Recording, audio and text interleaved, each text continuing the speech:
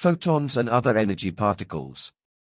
The matter in the cosmos tends to form orbital systems, which by occupying a large volume, nucleus with orbitals rotating around it, can maintain the average energy density, dA, that the cosmos as a whole requires.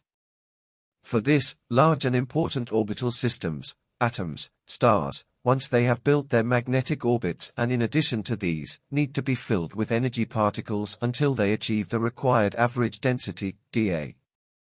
That is, within orbital systems, in addition to the matter and mass of the nuclei added to their orbital satellites, they almost always need more energy particles to reach that required average density, dA, and therefore the magnetic fields of the system absorb those particles they need.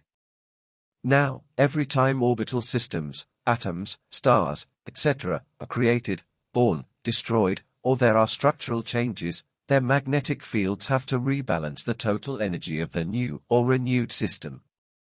Assuming that for this new restructuring of the system, it needs to get rid of part of its energy, well, it does so by emitting energy particles through its powerful magnetic force fields.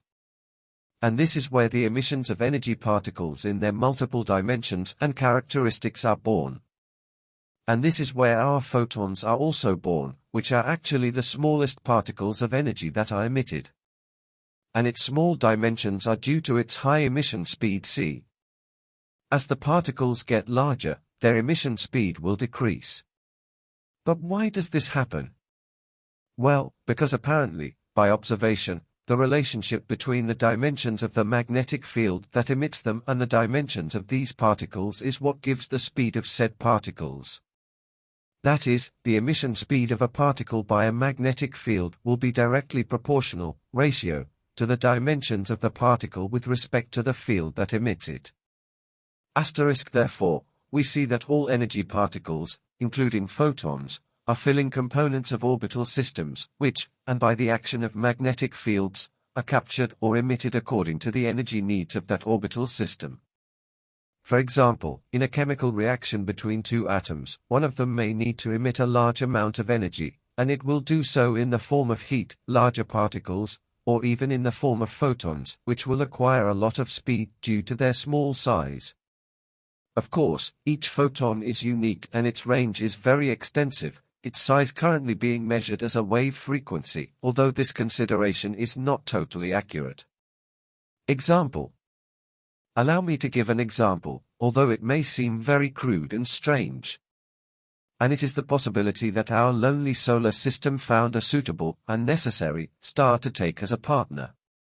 In this case, the two stars would first approach each other by gravitational complementation, and immediately align themselves polarly ns, so that they could get close enough without there being rejection or collision of magnetic or gravitational fields.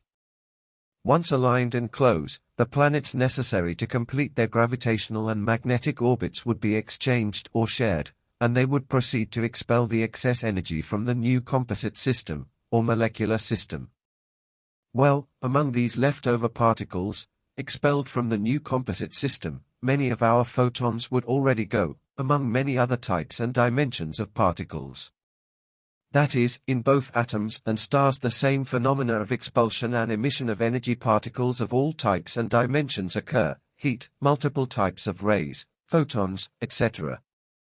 Observation, as can be seen, this cosmic model is contrary to most of the standard model since it denies the intermediation of particles to obtain others, Z.W. bosons, photons that transform particles into others, etc. No, here what act are directly the magnetic fields that give or remove energy to the particles or orbital systems that need it, and nothing more.